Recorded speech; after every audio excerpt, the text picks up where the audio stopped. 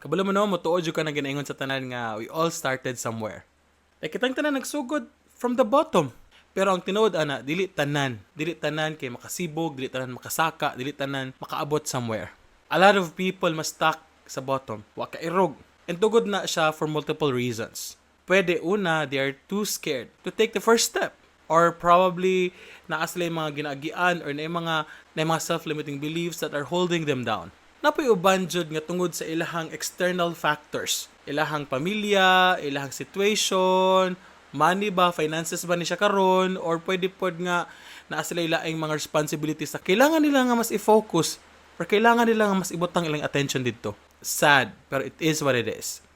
Napoy uban nga natagaag tsansa pero wala lang nakita ang value sa chances na gihatag sila ha. Mo nito mga tao na gitagbangan na pero wala gitarong tungod kay siguro inana sa ka-confident o wala dyan lang nakita lang na unsa ka importante ang gihatag sila na tsansa.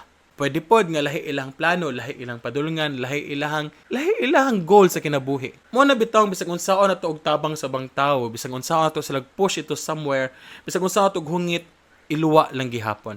Kita pong gatabang or para sa inyo ang gatabang, you'd feel disappointed, you'd feel probably tired and angry at some point. Pero basin lang jud diag dili para sa ilaha ang atong gusto for them. Napoy uban nga in spite of the hardships sa kinabuhi, in spite of unsa kalisod ang ilang sitwasyon, daghang mga problema, daghang hurdles, daghang anything that is stopping them from growing or from reaching their goals, padayon gihapon silang kasukol, padayon silang ning kamot.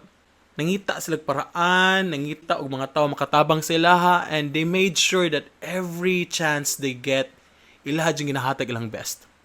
And most of the time, if not all the time, kato ni mga tawhana ang permi nga mag-succeed.